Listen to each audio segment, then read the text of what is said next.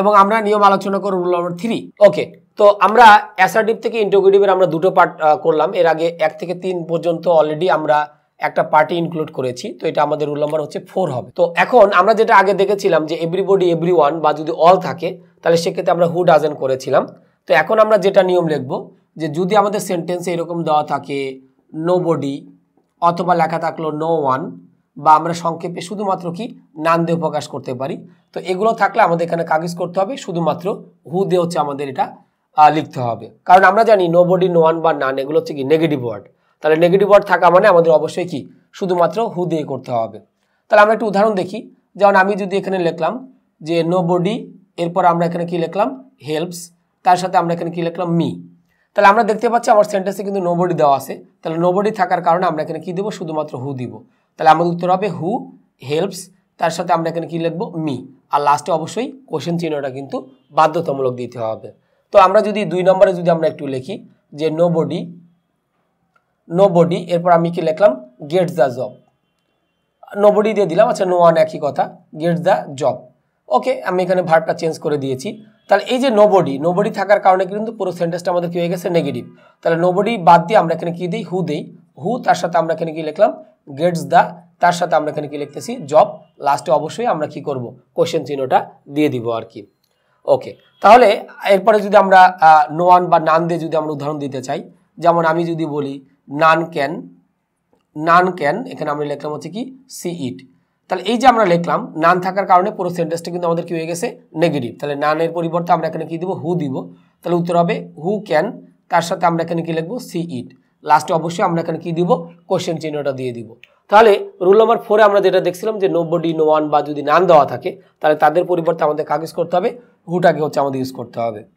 এরপর আমরা চলে আসি রুল নাম্বার হচ্ছে আমাদের কত, রুল নাম্বার হচ্ছে আমাদের 5। সেটা হচ্ছে যে যদি আমাদের নাথিং দেওয়া থাকে, নাথিং থাকলেও কিন্তু আমাদের সেন্টেন্সটা কি হবে নেগেটিভ। তো নাথিং থাকলে আমাদের বেসিক্যালি ইন্টারোগেটিভ করার সময় আমরা কি লিখবো এনিথিং দিয়ে করব। নাথিং থাকলে আমাদের কি হবে এনিথিং হবে। অর্থাৎ যদি আমাদের সেন্টেন্সে আমাদের নাথিং দেওয়া থাকে, নাথিং থাকা মানে সেন্টেন্সটা হচ্ছে আমাদের কি নেগেটিভ, তো দেন সেক্ষেত্রে আমাদের ইন্টারোগেটিভ করার সময় আমরা অবশ্যই কি করব এনিথিং দিয়ে আমরা অ্যান্সারটা করে নিব। তাহলে আমি এখানে লিখলাম যে হি হ্যাজ, এরপর লিখলাম নাথিং টু ডু, মানে তার করার কিছুই নাই, he has nothing to do. তো এটা আমাকে কোশ্চেন থাকলো। এখন কোশ্চেন আমাদের এখানে কি করতে হবে ইন্টারোগেটিভ করতে হবে। তাহলে যেহেতু আমরা বললাম he has nothing to do, তো নাথিং থাকার কারণে পুরো সেন্টেন্সটা কিন্তু আমাদের কি হয়ে গেছে নেগেটিভ হয়ে গেছে। তাহলে আমাদের উত্তরটা কি হবে হ্যাজ হি, এখানে নাথিং দেওয়া আছে, তাহলে আমাদের উত্তরটা কি হবে এনিথিং। তাহলে আমাদের উত্তর হবে হ্যাজ হি এনিথিং, তার সাথে আমি এখানে কি লিখবো টু ডু, লাস্টে অবশ্যই আমরা এখানে কি দিব কোশ্চেন চিহ্নটা দিব। তাহলে আমাদের কাছে বিষয়টা কিন্তু ক্লিয়ার যে আমরা নাথিং থাকলে আমাদের সবসময়ের জন্য আমাদের কি করতে হবে এনিথিং দিয়ে আমাদের অ্যান্সারটা করে নিতে হবে আর কি। তাহলে আমরা আশা করি রুল নাম্বার 4 এবং 5-এ যে দুইটা জিনিস আমরা দেখলাম, 4-এ আমরা যেটা দেখেছিলাম যে নোবডি, নো ওয়ান বা যদি নান দেওয়া থাকে তাহলে আমরা শুধুমাত্র হু দিয়ে করব। আর যদি দেখি যে সেন্টেন্সে আমাদের নাথিং দেওয়া আছে, তো নাথিং থাকলে সেন্টেন্সটা কিন্তু আমাদের কি হয়ে যায় নেগেটিভ হয়ে যায়। তো সেক্ষেত্রে আমাদের কিন্তু ইন্টারোগেটিভ করার সময় অবশ্যই এনিথিং ইউজ করতে হবে, কারণ আমাদের মেইন নিয়ম হচ্ছে নেগেটিভ থেকে যখন আমরা ইন্টারোগেটিভ করব শুধুমাত্র আমরা ইন্টারোগেটিভ করব। তার মানে আমার সেন্টেন্সে বা কোশ্চেনে যদি নো নট নেভার দেওয়া থাকে সেটা কিন্তু কখনোই আমরা কি করব না রিপিট কিন্তু করব না। তো আশা করি আমরা এই পার্ট 2-তে 4 এবং 5 নম্বর এই দুইটা নিয়ম আমরা খুব ভালোভাবেই বুঝতে পেরেছি। ওকে, তাহলে আমরা এখন শুরু করি। আমাদের হচ্ছে রুল নাম্বার 6, আমরা পার্ট 2-তে আসি। আমাদের সবগুলো হচ্ছে অ্যাসার্টিভ থেকে ইন্টারোগেটিভ চলছে, তো আমরা এখন পার্ট 2-তে রুল নাম্বার 6 সম্পর্কে আলোচনা করব। তো আমাদের রুল নাম্বার 6-এ আমরা যেটা লিখবো সেটা হচ্ছে যদি কোনো অ্যাসার্টিভ সেন্টেন্সে, অ্যাসার্টিভ কিন্তু আমাদের অ্যাফার্মেটিভ প্লাস নেগেটিভ দুইটাই হতে পারে, যদি কোনো অ্যাসার্টিভ আমাদের কি সেন্টেন্সে ইট ডাজ নট, ইট আমরা এখানে কি লিখলাম does not, it does not কি দেওয়া থাকে ম্যাটার দেওয়া থাকে, ইট ডাজ নট ম্যাটার দেওয়া থাকে, তাহলে ইট ডাজ নট ম্যাটার দেওয়া থাকে, তাহলে ইন্টারোগেটিভ করার সময় ইহার পরিবর্তে, ইহা বলতে ইট ডাজ নট ম্যাটার আর কি, ইহার পরিবর্তে আমরা কি দিব হোয়াট দো। এটা ফিক্সড, আমাদের হোয়াট দো দো মানে যে যদিও সেই বানানটা আমরা দিব। তো এখানে আমি একটু মার্ক করে দিই, তাহলে আমাদের একটু এখানে একটু দৃষ্টি যাবে আর কি। হোয়াট দো আমরা এটা দিব, হোয়াট দো দিতে হবে। এরপরে লিখবো যদি এর পরে মানে হোয়াট দোর পরে যদি এর পরে কোনো কনজাংশন দেওয়া থাকে, যদি এর পরে কোনো কনজাংশন কি দেওয়া থাকে, তাহলে ওই কনজাংশনটি লেখা যাবে না, ওই কনজাংশনটি লেখা যাবে না। আমি একটু উদাহরণ দিব, না দিলে আমরা বুঝতে পারবো না।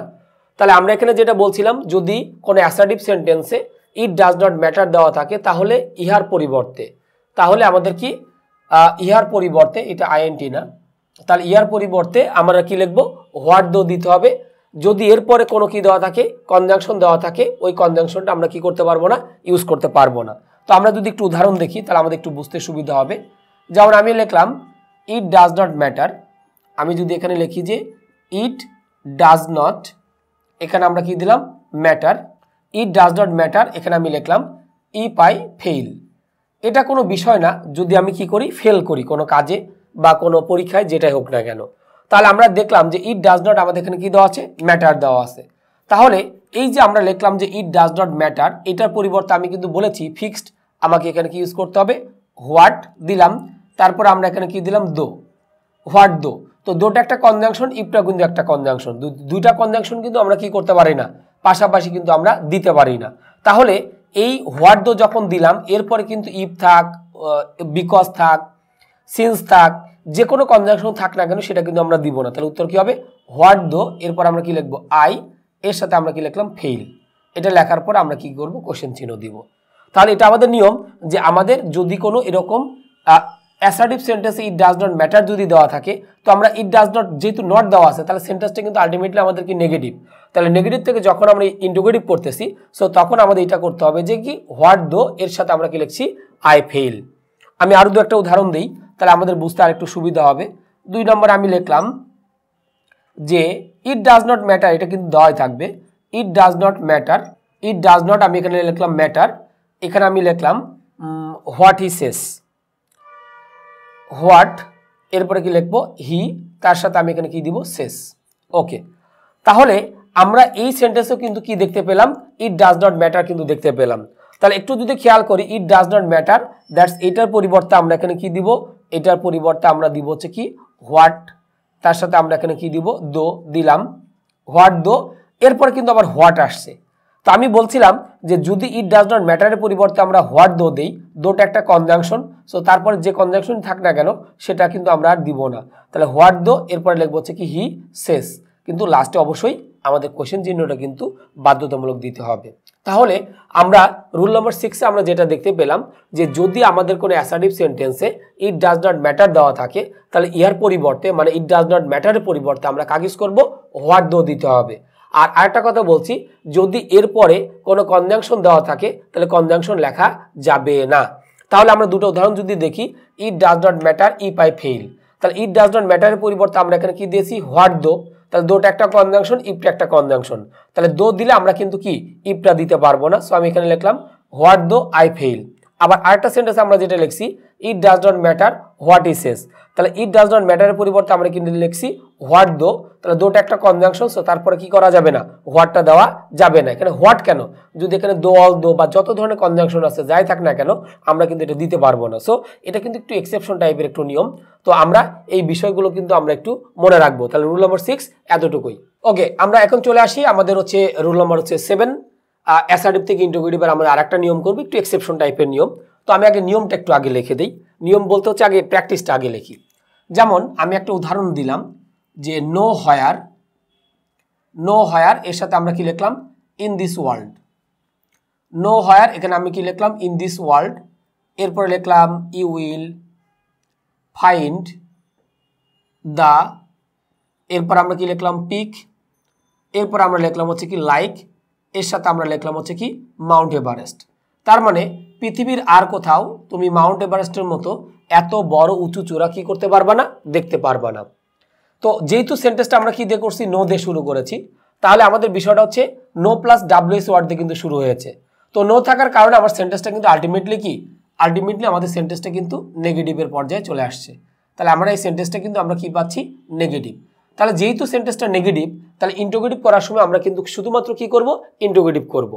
এখন আমরা কিন্তু নো প্লাস ডাব্লিউএস ওয়ার্ড দিয়ে কিন্তু কখনোই কোনো ইন্টারোগেটিভ সেন্টেন্স করি না। আমরা ইন্টারোগেটিভ সেন্টেন্স করতে পারি শুধুমাত্র কি দুই ভাবে, একটা হচ্ছে ডাব্লিউএস ওয়ার্ড দিয়ে স্টার্ট করতে হবে, অথবা কি করতে হবে, সাবজেক্টের পূর্বে আমাদের কাজ করতে হবে, ভার্ব ইউজ করতে হবে। তো আমি এখানে যেটা লিখলাম যে nowhere in this world you will find the peak like mount Everest. তাহলে আমি এখানে যে কাজটা করব, আমি এখানে হচ্ছে যে ইন্টারোগেটিভটা করব। তাহলে সেন্টেন্সটা যেহেতু আমাদের নেগেটিভ, তাহলে ইন্টারোগেটিভ করার সময় আমরা ডাব্লিউএস ওয়ার্ড দিয়ে করব। তাহলে আমাদের উত্তরটা কি দাঁড়াবে, আমরা এখান থেকে নোটাকে বাদ দিব, কারণ যদি সেন্টেন্সে নো নট নেভার দেওয়া থাকে এটা অ্যান্সার করার সময় লিখবো না। তাহলে হোয়ার এর সাথে যে ওয়ার্ডটা দেওয়া আছে সেটা দিব। তাহলে উত্তর কি হবে, হোয়ার ইন দিস, এখানে আমরা কি লিখবো, ওয়ার্ল্ড। এটা চাইলে আমি পরেও লিখতে পারতাম, কারণ আমরা জানি যে প্রিপোজিশন যুক্ত ওয়ার্ডগুলোকে আমরা সাধারণত কি বলে থাকি, ফ্রেজ। এই ফ্রেজটা আমি চাইলে আগেও দিতে পারি, চাইলে কিন্তু আমি কি পরেও দিতে পারি। তাহলে উত্তরটা হচ্ছে হোয়ার ইন দিস ওয়ার্ল্ড। আর যে কোনো সেন্টেন্স মানে আমি হচ্ছে ডাব্লিউএস ওয়ার্ড দিয়ে করি আর এমনিতে করি, যেভাবে করি না কেন তাতে কিন্তু কোনো সমস্যা নাই। অর্থাৎ আমাকে যে কোনো ইন্টারোগেটিভ সেন্টেন্স মানে সাবজেক্টের পূর্বে কি আসবে, ভার্ব আসবে। তাহলে এখন উইলটাকে আমরা কি করব, সাবজেক্টের পূর্বে দিয়ে দিব। তাহলে উত্তরটা কি হবে, উইল ইউ, এরপর আমি কি লিখতেছি, ফাইন্ড দা, তার সাথে আমি এখানে লিখলাম পিক, তারপর আমি এখানে কি লিখতেছি, লাইক, এরপর আমরা এখানে কি লিখবো, মাউন্ট, এরপর আমি এখানে কি লিখতেছি, এভারেস্ট। তাহলে আমরা কিন্তু এই বিষয়টা কিন্তু বুঝতে পারলাম।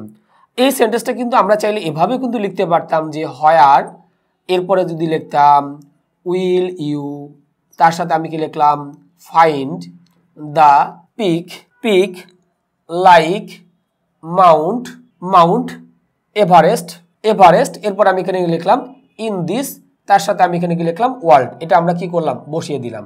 এটা লিখলেও কিন্তু হবে, কারণ এখানে দেখা যাচ্ছে যে ইন দিস ওয়ার্ল্ডটা আমাদের এখানে যখন প্রথমে লিখেছিলাম তখন ইন দিস ওয়ার্ল্ডটা কোথায় দেওয়া ছিল, আমরা হোয়ারের সাথে দিয়েছিলাম। যেহেতু কোশ্চেনে আমাদের ইন দিস ওয়ার্ল্ডটা কোথায় দেওয়া ছিল, একদম হোয়ারের সাথে দেওয়া ছিল, এই জন্য লিখেছিলাম। তো আমাদের ইন দিস ওয়ার্ল্ড এটাকে কিন্তু আমরা কি বলতেছি, ফ্রেজ। তো আমরা এটা চাইলে যে কোনো জায়গায় দিতে পারবো, কারণ ফ্রেজ আমাদের একটা সেন্টেন্সে কিন্তু খুব একটা আমাদের মানে মূল বিষয় কিন্তু না। ফ্রেজটা আমি চাইলে সেন্টেন্সের যে কোনো জায়গায় কিন্তু আমরা দিতে পারি। তাহলে এরকম যদি সেন্টেন্স থাকে আমাদের ঘাবড়ানোর কিন্তু কিছুই নাই।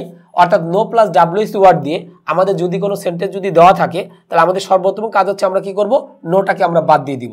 নোটাকে বাদ দিলে যে ডাব্লিউএস ওয়ার্ড থাকে, হয় থাকলে হয়ার, হোয়েন থাকলে হোয়েন, যা থাকবে সেটা আমরা দিব। দেওয়ার পরে এরপরে আমাদের যে কোনো কোশ্চেন, অর্থাৎ আমি ডাব্লিউএস ওয়ার্ড দিয়ে কোশ্চেন করি আর নর্মাল সাবজেক্টের পূর্বে ভার্ব ইউজ করি, যেভাবে করি না কেন আমাকে কিন্তু অবশ্যই সাবজেক্টের পূর্বে কাজ ইউজ করতে হবে, ভার্বকে কিন্তু আমাদের ইউজ করতে হবে। তো আমরা আরেকটা উদাহরণ একটু দেখি। আমি এখানে দিলাম 2 নম্বরে। তাহলে আমি যদি এখানে লিখি যে নো হোয়ার, এরপর লিখলাম they can find like him, এরপর আমি কি লিখলাম, ইন দিস ক্লাস, তার সাথে আমি এখানে কি লিখতেছি, ক্লাস। অর্থাৎ nowhere they can find like him in this class, অর্থাৎ আমি তার মতো মানে তারা তার মতো কাউকে এই ক্লাসে কিন্তু কি খুঁজে পাইনি। তাহলে এখানেও দেখতে পাচ্ছি আমাদের কি দেওয়া আছে, নো প্লাস হচ্ছে আমাদের কি দেওয়া আছে, ডাব্লিউএস ওয়ার্ড কিন্তু দেওয়া আছে। তাহলে যখনই আমি দেখবো নো প্লাস ডাব্লিউএস ওয়ার্ড দেওয়া আছে, তাহলে আমরা প্রথমেই নোটাকে আমরা কি করব, বাদ দিয়ে দিব। দিলাম নো হোয়ার, এরপর হচ্ছে আমাদের কি আগে সাবজেক্ট দেওয়া আছে, পরে কি দেওয়া আছে, ভার্ব দেওয়া আছে। তাহলে এখন আমরা যে কোনো কোশ্চেন করা মানে সাবজেক্টের পূর্বে আমরা কি দিব, ভার্ব দিব। তাহলে হবে হোয়ার ক্যান দে, এরপর আমরা কি লিখবো, ফাইন্ড, এরপর আমরা যদি লিখি লাইক হিম, এর সাথে আমরা এখানে কি লিখবো, ইন, তার সাথে আমি লিখবো দিস, এখানে আমরা কি লিখবো, ক্লাস। ঠিক যেভাবে আছে এইভাবে আমরা বসিয়ে দিলাম, কারণ আমরা যে এই যে ইনযুক্ত যে ওয়ার্ডগুলো এগুলোকে আমরা কি বলতেছি, ফ্রেজ। এই ফ্রেজটা আমি চাইলে কি করতে পারি, যে কোনো জায়গায় কিন্তু আমরা কি করতে পারি, দিতে পারি। তাহলে আমাদের কিন্তু ঘাবড়ানোর কোনো কিছুই নাই যে নো প্লাস ডাব্লিউএস ওয়ার্ড দিয়ে যদি আমাদের এরকম কোনো সেন্টেন্স যদি দেওয়া থাকে, তাহলে আমরা বেসিক্যালি যে কাজটা করব সেটা হচ্ছে আমরা শুরুতেই নোটাকে আমরা কি করব, বাদ দিয়ে দিব। বাদ দেওয়ার পরে তারপরে আমরা এইভাবে অ্যান্সারটা করে নিব। এরপর আমরা যদি আর অন্য একটা ডাব্লিউএস ওয়ার্ড দিয়ে যদি আমরা উদাহরণ দিই, যেমন আমি এখানে লিখলাম নো হুইস, এরপর লিখলাম যে হচ্ছে হি, এখানে আমরা একটা ভার্ব দিই, হি, এখানে আমি দিলাম মে, এখানে আমি লিখলাম হচ্ছে search, he may search the desired books, okay. তাহলে আমরা যদি এখানে যদি খেয়াল করি নো প্লাস আমাদের এখানে কি দেওয়া আছে ডাব্লিউএস ওয়ার্ড দেওয়া আছে, নো হুইচ এখানে আমি বললাম যে হি may search the desired books. তাহলে আমরা এখানে দেখতে পেলাম যে নো প্লাস ডাব্লিউএস ওয়ার্ড আছে, তাহলে এটার আমাদের কি করতে হবে, যেহেতু আমাদের সেন্টেন্সটা হচ্ছে আমাদের কি নেগেটিভ, তাহলে সেন্টেন্সটা যেহেতু নেগেটিভ তাহলে আমাদের ইন্টারোগেটিভ করার সময় কিন্তু আমরা শুধুমাত্র ইন্টারোগেটিভ করব। তাহলে আমাদের সেন্টেন্সে নো নট নেভার থাকলে সেটা কি করা যাবে না, দেওয়া যাবে না। তাহলে আমরা স্টার্ট করব কি দিয়ে, হুইচ দিয়ে। তাহলে হুইচ দিলাম।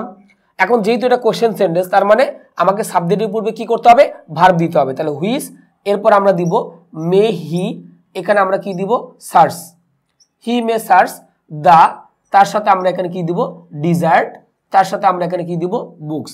এটা লেখার পরে আমরা লাস্টে অবশ্যই কোশ্চেন চিহ্নটা দিব, কারণ আমি বারবার করে কিন্তু একটা কথা বলছি যে আমাদের কোশ্চেন চিহ্নটা কিন্তু বাধ্যতামূলক দিতেই হবে। তো আমরা এখানে যে জিনিসটা শিখলাম রুল নাম্বার 7 আমাদের মূল কথা ছিল যে নো প্লাস ডাব্লিউএস ওয়ার্ড দিয়ে আমাদের যদি এরকম কোনো সেন্টেন্স দেওয়া থাকে তাহলে আমরা শুরুতে কি করব, নোটাকে আমরা বাদ দিয়ে দিব, কারণ নোটা কিন্তু নেগেটিভ। নেগেটিভ থেকে যখন আমরা ইন্টারোগেটিভ করব তখন সেক্ষেত্রে আমাদের কি করতে হবে, শুধুমাত্র ইন্টারোগেটিভ করতে হবে। তাহলে এই যে আমরা তিনটা উদাহরণ মোটামুটি দেখলাম যে আমাদের নো প্লাস ডাব্লিউএস ওয়ার্ড থাকা মানেই আমাদের মোটামুটি এইভাবে আমাদের অ্যান্সারগুলো হয়ে থাকে। তাহলে আমরা এই পার্ট 2 শেষ করছি, অ্যাসার্টিভ থেকে ইন্টারোগেটিভের পার্ট 2 এ পর্যন্তই, এবং সেই সাথে সাথে আমাদের অ্যাসার্টিভ থেকে ইন্টারোগেটিভের আমাদের সমস্ত নিয়ম হচ্ছে আমরা কি করে ফেললাম, শেষ করে ফেললাম। তো আমাদের চেঞ্জিং সেন্টেন্সের দুটো পার্ট কিন্তু শেষ হলো, অ্যাফার্মেটিভ থেকে নেগেটিভ এবং অ্যাসার্টিভ থেকে ইন্টারোগেটিভ। তো দুটো পার্টই মানে দুইটা টপিক্সই হচ্ছে আমাদের অত্যন্ত ইম্পর্টেন্ট এবং আমাদের পরীক্ষাতে আসে। আমি কিন্তু আগেই বলেছি ট্রান্সফরমেশনগুলো কিন্তু যে কোনো পরীক্ষার জন্য ইম্পর্টেন্ট, সেটা একাডেমিক হইতে পারে, অ্যাডমিশন হইতে পারে, অথবা জব রিলেটেড যে কোনো পরীক্ষার জন্য খুবই খুবই ইম্পর্টেন্ট। সো এই জিনিসগুলোর ভিতর কিন্তু কঠিন করা যায়। আমি চেষ্টা করেছি A to Z মোটামুটি আলোচনা করার জন্য এবং চেষ্টা করেছি সবাইকে বোঝানোর জন্য। এর মধ্যেও যদি কারো কোনো সমস্যা থেকে থাকে অবশ্যই কমেন্টে সেই সমস্যাগুলো তুলে ধরার অবশ্যই তুলে ধরবে এবং আমরা চেষ্টা করব সেগুলো সলভ দেওয়ার জন্য। তো মোটামুটি অ্যাসার্টিভ থেকে ইন্টারোগেটিভ এ পর্যন্তই। নেক্সট আমরা চেঞ্জিং সেন্টেন্স কোনো একটা পার্ট আবারও কথা হবে। তো অ্যাসার্টিভ থেকে ইন্টারোগেটিভ এ পর্যন্ত আমরা রাখছি।